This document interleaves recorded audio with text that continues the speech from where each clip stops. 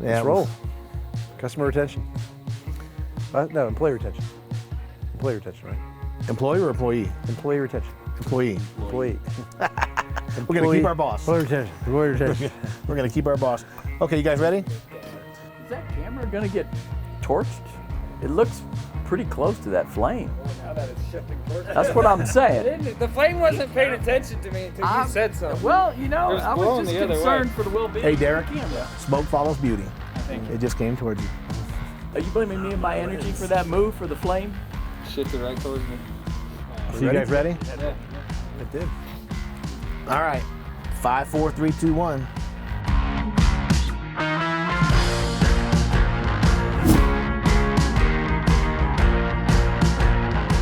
They don't understand. It's a long-term process about building that culture. They feel challenged. They feel like they're getting the opportunity to grow as an individual, that they have a career path. It's not the customer. Customers are second to the coworker.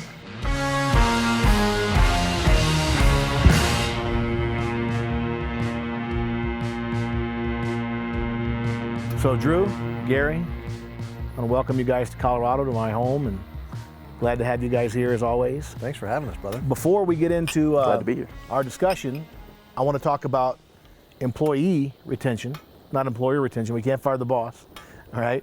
We're going to talk about keeping our people happy and talk about the culture, compensation, and all the things that you guys are experts in.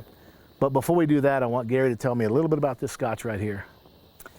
That is a Balvenie 14-year-old Scotch. It's a Caribbean cask. Definitely one of the smoother Scotches that for single malt. Amen.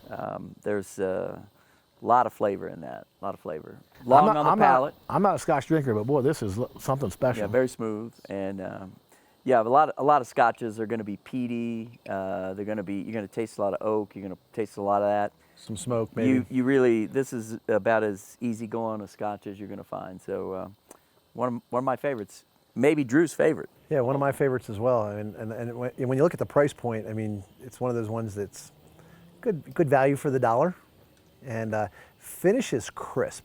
So I'm not a smoky or peaty or earthy kind of guy either, but this is one of those ones that if you're looking to get into Scotch, obviously as you did tonight, it's one of those ones that if you're making a transition from bourbon or rum or even vodka, you probably would like this.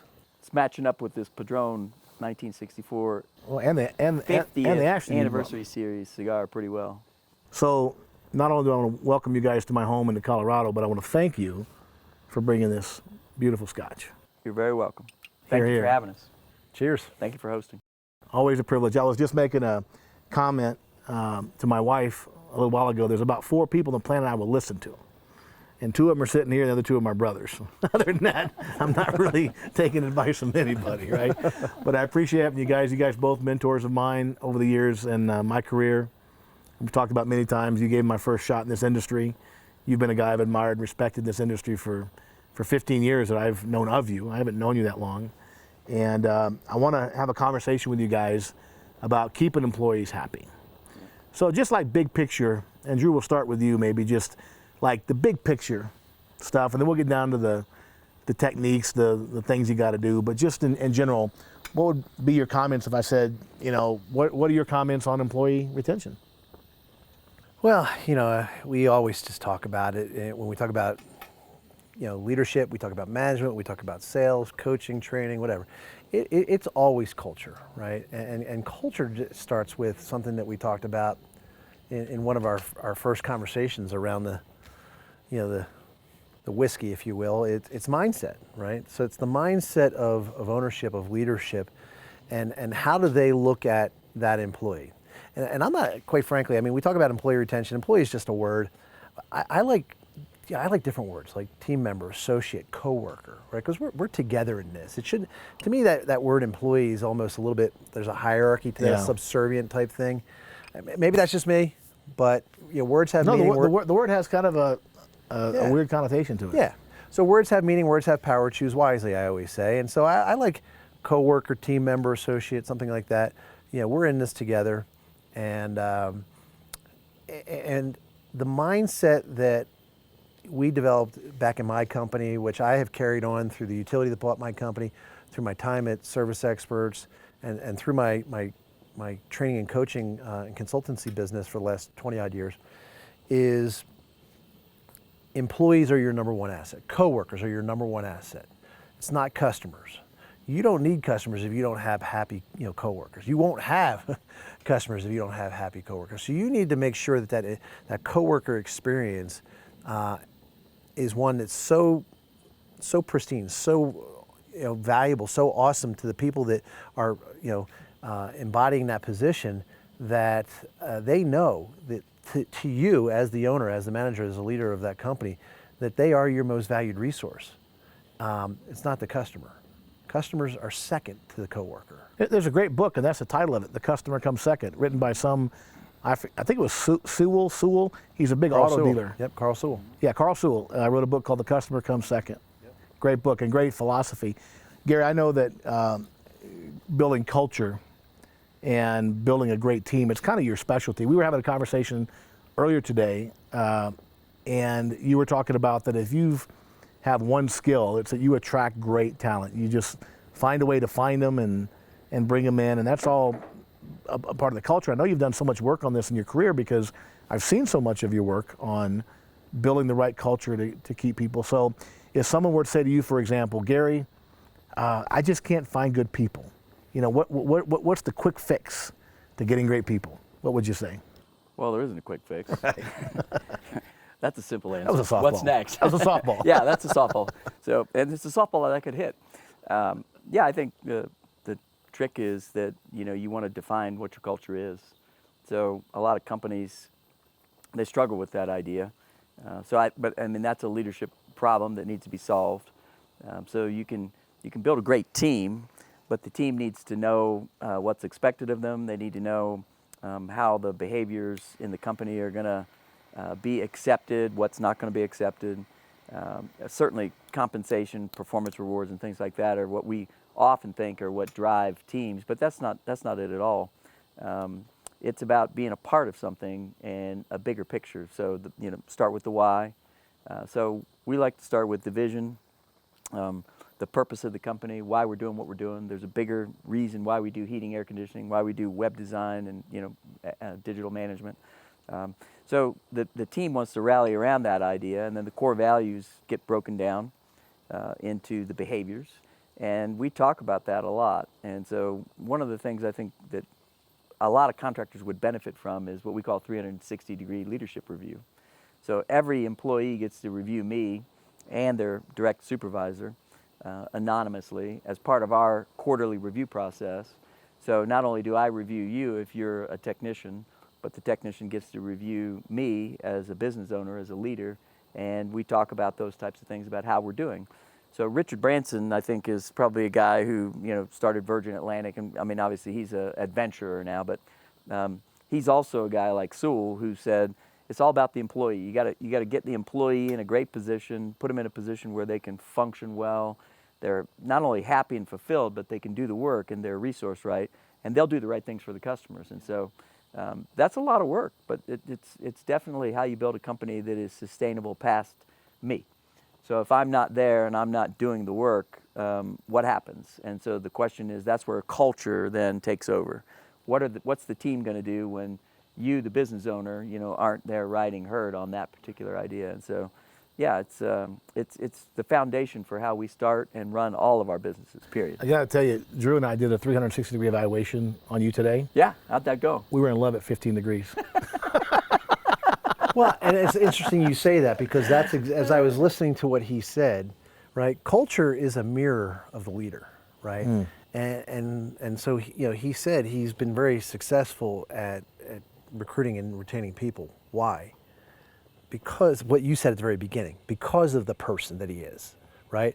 He talked about Richard Branson. Richard Branson gets the people and is successful as he is because of who he is, right? How he sees himself first. So when someone makes that comment that you said, I can't find good people, I say, look in the mirror. Right. First off, do you believe that you're a good person? Do you have a good heart? Do you have character, integrity in everything that you do? And start there. Make them take a hard look at themselves first before they start looking out to the universe for people, right? Because if you don't have good people on your team, again, that's a mirror reflection of who you are. Right. You attracted that, right? Exactly. So when I hear people talk about, and you guys get the same question I do, how do you find good people? They don't understand it's a long-term process about building that culture. I've heard both of you guys at various points in your speaking and teachings and different things say that people are not just coin operated. And Drew, why don't you go first and kind of tell me what that means to you, and then Gary, I'm curious what that means to you as well, that people are not just coin operated. Because I got to be honest with you, I kind of went through my career up until I really got to know you guys, that you just pay them well and give them a chance to make a bunch of money. But you guys I've learned from you guys, it's so much broader than, so much bigger than that. So Drew, what's your impression of people are not coin operated? Well, today more than ever, if people want to categorize people as far as generations, the millennials, if you want to put them into one pool, and I don't like to do that with people, but if you were to say that about a generation, this generation more than ever would actually rather volunteer, give away their time for free, than put in extra time for an employer in many cases. Because I think you said it a little bit earlier, actually no, Gary said it, they want to be part of something that's bigger than themselves. Right. I think as human beings, and we talked about this many, many times in our conversations, people are stroke deprived, right? We don't get enough attaboys. Hey, good job, way to go. I appreciate what you're doing. Thank you. We don't do it. We don't do it for our significant others. We don't do it with our children, and certainly as employers, it's just not done enough. People want to know that the work that they do matters. What's the impact that it has? How does what they do impact the overall business and the customer experience? And if I know what I do matters and that you appreciate it, I will actually work harder for you, probably for less money. This is a message probably that a lot of owners don't want to hear, because it puts the onus, the responsibility on them, right? It's easy to write a paycheck. Absolutely. Yeah, exactly. It's easy to write a paycheck. It's hard to give a compliment. Exactly. By the way, we should never belittle people. We should be big them. That's my philosophy. Ooh, one more time for the bumper sticker. Don't belittle people, be big them. All right. Gary, people are not coin operated. Talk to me about that. I know it's a big part of your philosophy. It is. I mean, I think you want to pay your people well, and you want to incent, reward them, and certainly catch them doing things right.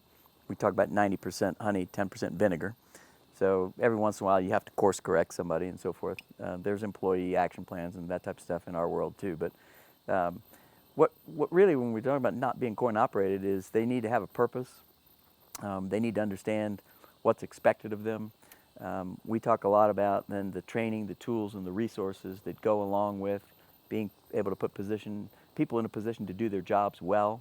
And then what we do is we got to give them feedback. So one of the little tactical things that we do is we do one-on-ones.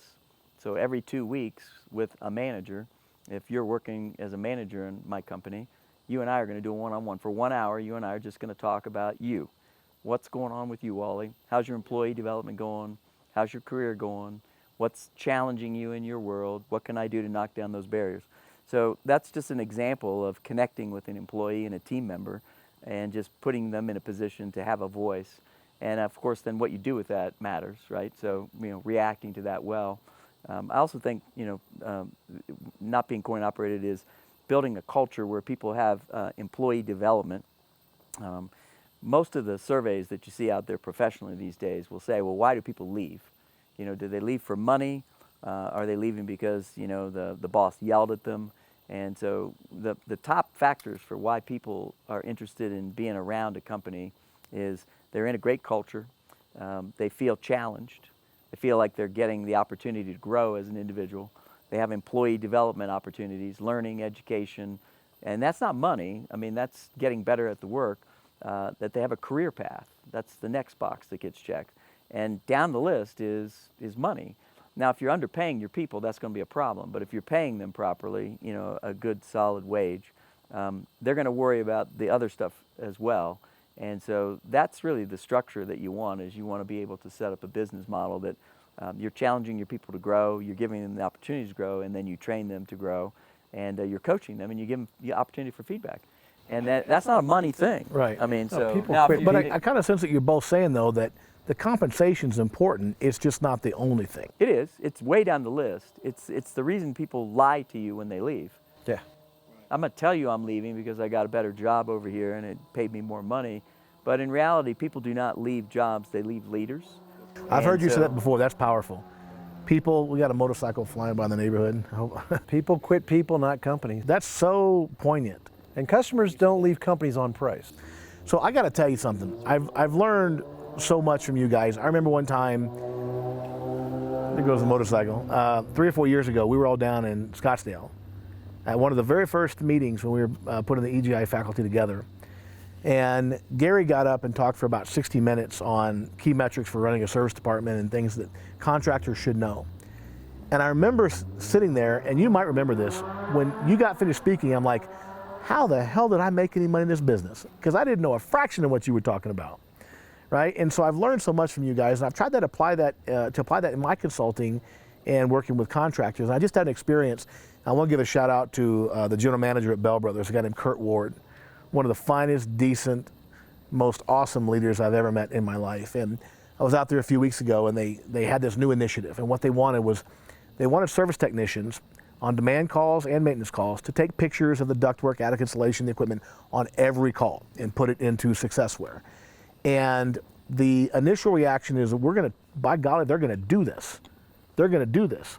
And I was thinking about the stuff that I learned from you guys, that a little more carrot, a little less stick. Yeah. And I said, how about if, because this particular company, they will have the dispatchers then categorize those pictures and those calls and send them to the rehash department, and the rehash department will set the leads. But what happens if the tech didn't do the turnover, they wouldn't get paid, right? If the rehash department set the lead, the tech wouldn't get paid. I said, what if the rehash department sets the lead and the comfort consultant sells it, we give the tech a spiff if they put the pictures in there. Let's use a little carrot. And lo and behold, that's what we did. And I learned that from listening to you guys, that it's not just all about, by golly, this is the way you're going to do it. You got to find ways to incentivize people, and I agree with you completely. It's not just about the money. There are other factors to consider. So, good stuff. You guys have been great teachers to me, and frankly, I feel like all of our EGI members are pretty lucky to be learning from guys like you. Yeah, the work that you're describing that's a harder piece of work. You're supposed to say, yeah, they learned a lot from you too, Wally. Wally, you wrote 3 books. They've learned a lot. I love you. I love you right now. I love you so much. New York Times bestsellers, I might add. I'm not sure if that was the smoke or or your comment that brought the tear to his eye. It was the Scotch. It was the Balvenie. Yeah. What you described at Bell is it took longer, it took more patience, it took more steps, it probably took more involvement, more conversation, getting more people involved. Yep. And at the end, the result is better. Yep. And I think that's one of the lessons that we can learn about employee retention, is Yep. that they probably know what the answer is if we get them involved and we talk to them, we ask them, and we get that buy-in. They're more likely to behaviorally follow the process that we're talking about instead of, sort of forcing the issue. So this is going to be an interesting test. So I'm going to ask you to do something for me. Well, here we go. Put your hand up for me, if you don't mind. Well, Drew and I have learned to raise our hand when we want to speak. Move it towards me. So if I go like this, what are you doing? I'm pushing. You're naturally pressing back on me. So I'm pushing on you, giving you the idea, I want you to do this, and you naturally gave me resistance. As opposed to you and I having a conversation like this where we say, well, maybe we can do it a different way. What do you think? And so if you push an idea on people, they will absolutely press back. Whether they're going to tell you up front and push back, or whether they're going to subvert the process It's a natural behind reaction. the scenes, it's human nature that's going to happen. Physics. By the way, if you hug me, I'm hugging you back too. Well, I'll hug you later.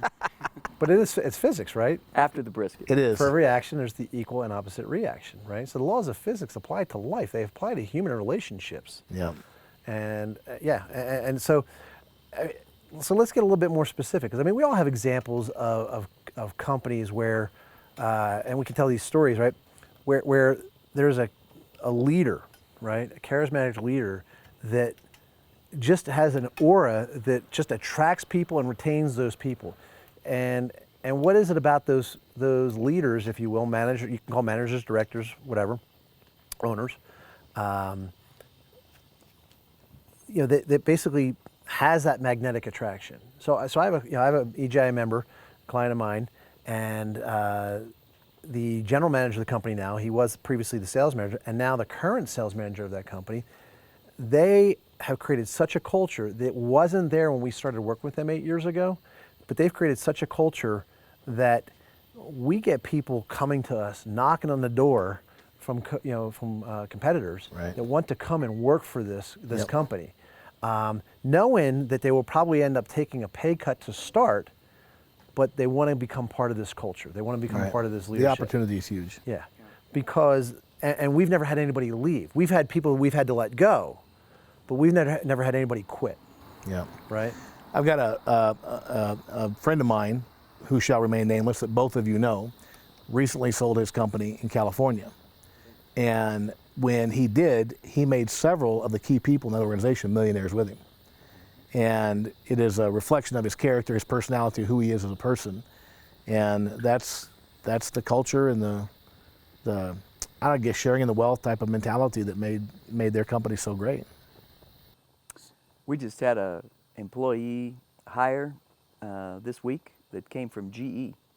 And GE's a pretty good company. Yeah. And but he wasn't getting what he needed at GE. He felt like he wasn't getting career direction. In fact, he felt unease about the career direction. He felt like what they were telling him and what they were behaving were two different things, and so he was very nervous about that.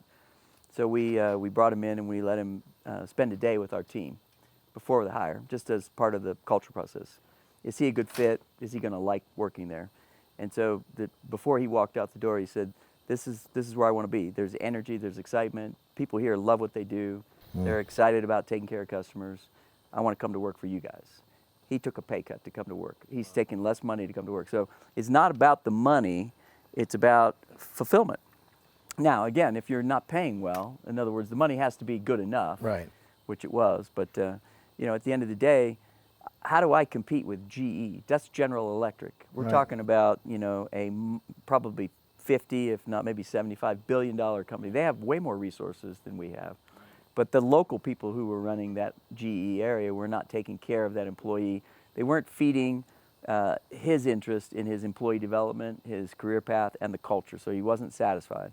And so he's a young guy. He is a millennial. Okay. And so, when you start thinking about, well, what do people want?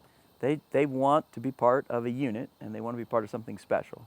And so that's the secret, is to be able to build that. And you think about the culture that Jack Welch built at that company. And he's been gone now, 20 years? Yeah.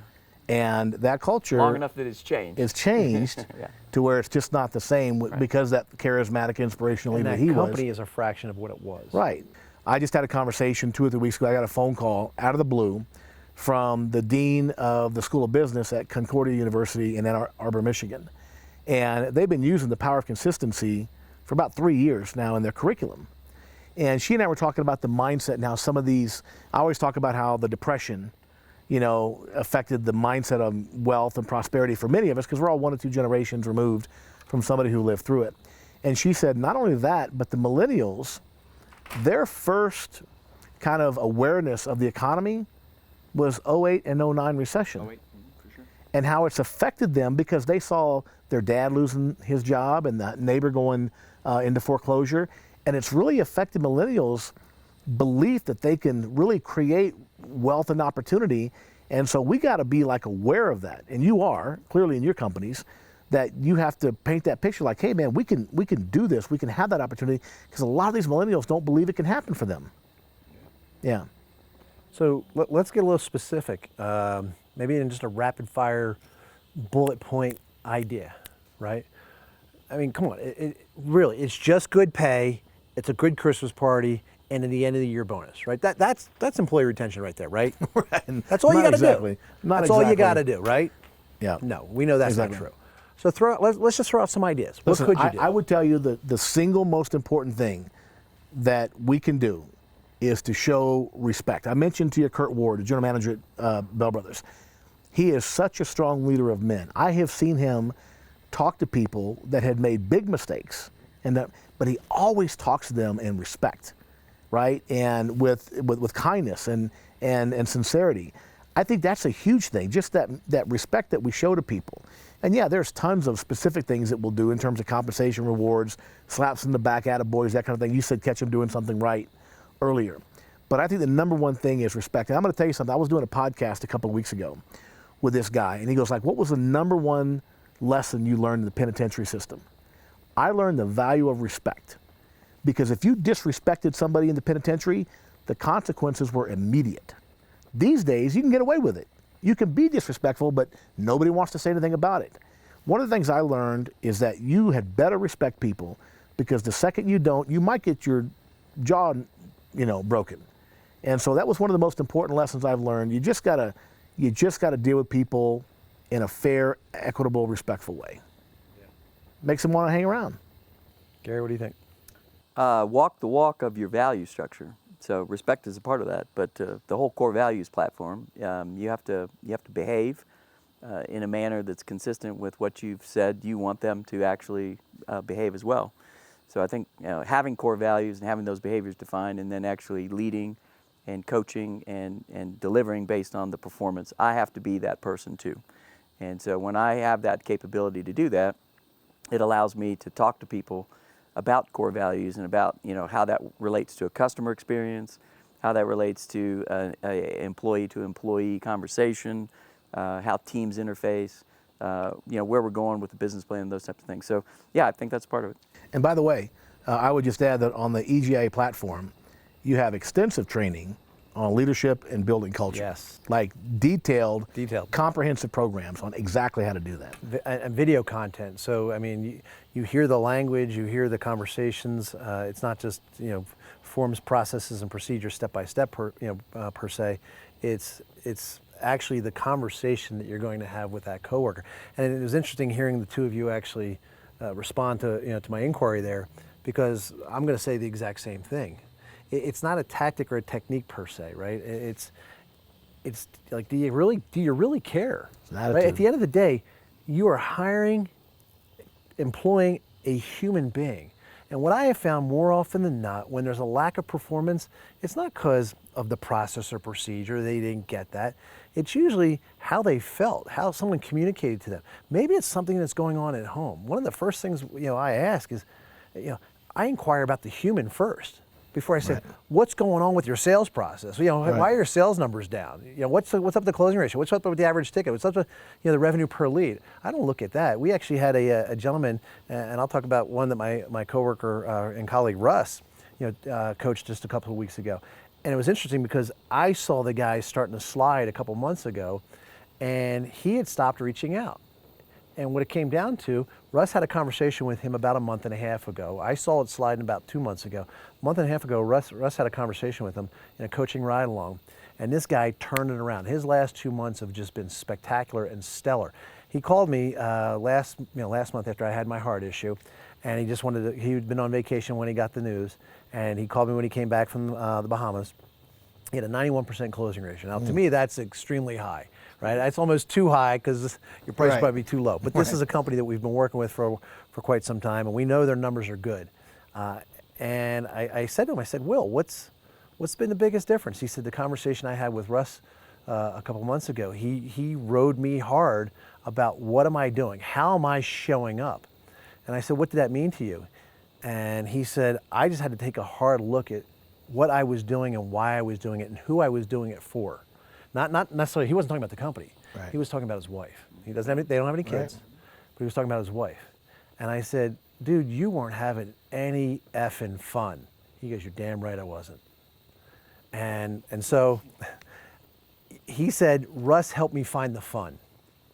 And when I found the fun, he says the numbers became what they needed to be. Yep. So in essence, it's not about business, right? At the end of the day, employee retention, there's no business strategy per se. It's right here, right? Why have we stayed part of the organization that we're now part of, right? It's because of this. So Drew, since you're the only one that still has a light on him, why don't you say something profound and take us out of this conversation, wrap it up for us.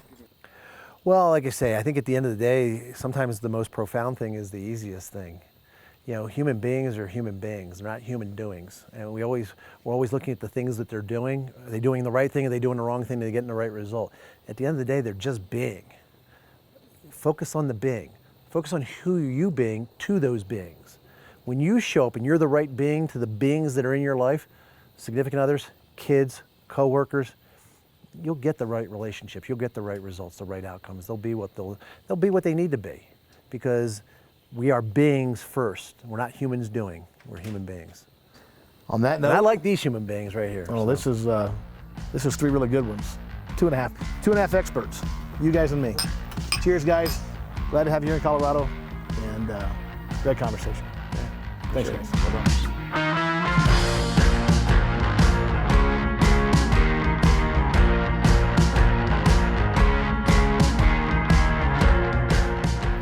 Apologize about the lights, gentlemen. No, that's okay. Hey, it's the reality. All right. Shit happens. Good. You want some extension cords? I do have some. Or do you guys want to eat? You guys eat. Should we eat? I got to cut the brisket at some point. Good. All right, let's go do that real quick. Let's go around. Let's get to it. Cut the brisket. Cut the brisket. I gotta cut the brisket.